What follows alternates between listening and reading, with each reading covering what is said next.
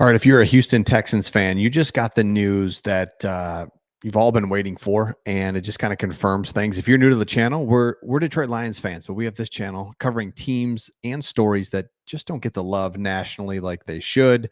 This story is exactly one of those. So here it is: C.J. Stroud. And by the way, you just signed a former Detroit Lions player, wide receiver. We'll get to that in a second. I got some thoughts on that for sure. All right. NFL scouts and execs say that CJ Stroud is as good as anybody, and he set the standard for a rookie. And here's why this is really, really good news is because ESPN's Jeremy Fowler goes out and he surveyed 80 NFL executives, scouts, and coaches as part of his yearly look into best players at each position group.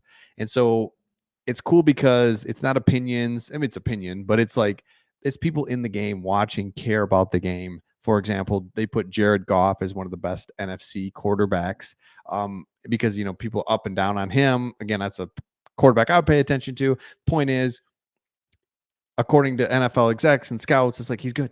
Okay. Because people are like, I don't know, is he good? Depends on who he's got. It's like he's good. Same thing here. CJ Stroud, amongst his peers, is looked at as one of the best quarterbacks already going into year two. And as a rookie, he set the standard. And so, why is this really good news? Is because I think on the outside looking in, it's like, well, man, he was good, had a couple good throws. It's like then you start diving into it. And it's like, dang it. Almost like, dang it, this guy's really good. It's hard to find a good quarterback. We looked at it previous videos covering the Texans. We've looked at how hard it is to really hit on a quarterback. It's about a 50% rate. And even at that, it's like that's a solid starter, let alone CJ Stroud, who's incredible, leading his team to the playoffs as a rookie on a team that was trying to just kind of reboot itself. It's crazy. Stroud threw for over 4,000 yards, 23 touchdowns, and 5 interceptions as a rookie, leading the Texans all the way to the division round of the playoffs. He was nothing short of sensational. His playoff debut throwing for 275 yards, 3 scores, and a blowout over the Browns. While Stroud's performance dipped in the loss the next week, this dude is ready to do it again in year 2. He's got weapons, and this is the whole thing, right? If the quarterback position's good, then the Texans are like, all right, then we can take some swings here. Stephon Diggs, Joe Mixon, Nico Collins, Tank Dell. Again, they just signed a Lions wide receiver. We'll get to that in just a second.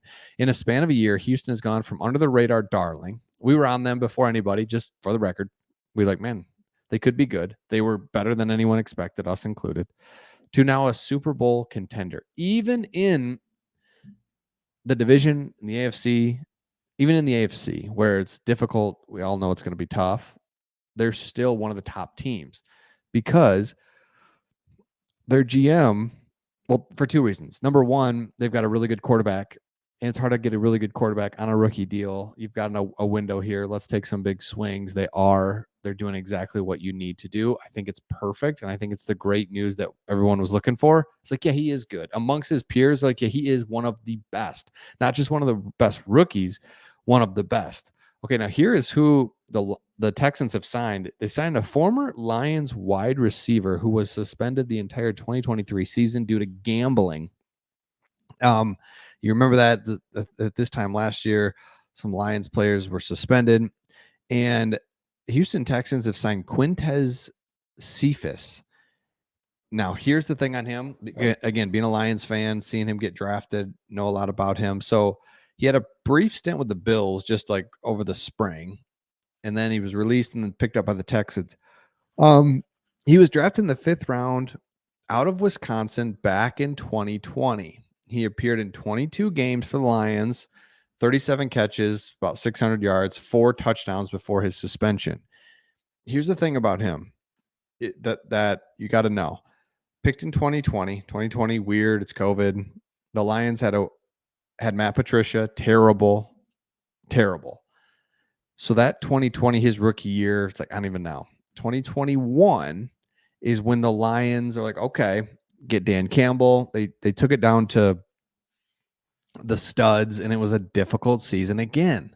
very difficult. He also had some injury stuff in there as well. So 2021 was kind of like a weird wash, but everyone wanted to see him do well. He flashed in practice. There's a social media clips and images of him doing things really well. Like everyone was excited about Quintez Cephas, thought he could really do something. But 2020, 2021, he didn't do anything. Now 2022 is like, gosh, kind of get out there again, a little injury thing. And then it's like, all right, 2023, bad. This is the year. This is the year that you're going to do something. And he gets suspended.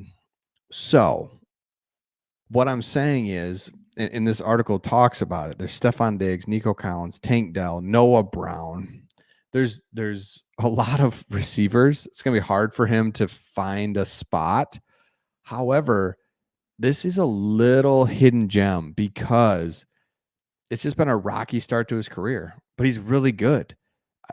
And he had opportunities and he's caught some touchdowns, but it's kind of like one step forward, two step back, injuries, kind of weird, COVID, suspension, not on the team, took the year off, like crazy start to his career. So really wishing him well and hopefully he can figure something out. But I keep an eye on that because yeah, he's part of the 90-man roster going into training camp where you start to see, okay, the Texans have playmakers all over. It's probably not going to work, but at the same time, I don't know. Keep an eye on him. Again, I think so. As we wrap up here, I think a couple of things as I look at the Texans, you start to look at the roster. Every team has question marks. Every team. The question about your question marks is how many do you have and at what position do you have them? So you don't have a question mark at quarterback. Boom. Wide receiver, no. Running back set. Offensive line looks good. Defensively, would you like some like defensive linemen, defensive tackles to be better? I guess like there's some questions that you might have on the defensive side of the ball, but defensively, you have a defensive-minded head coach that knows defense, can keep you in every game, and offensively, you can keep firing. So it's like, okay, the division's not overwhelming. Win the division, get a home playoff game. Never know. Never know what the playoffs bring. Never know what could happen there. But this season just looks like it's going to be a really good opportunity for the Texans to be a great team, go to the playoffs. Let's go. So, hey, by the way, if you're new to the channel, make sure you subscribe. If you haven't subscribed already, if you've watched a few videos, but we cover teams that, just kind of get overlooked, especially stories that get overlooked by the national media. Texans have been one of our favorite teams to cover. So if you're a Texans fan, make sure you subscribe and we will see all of you on the next one.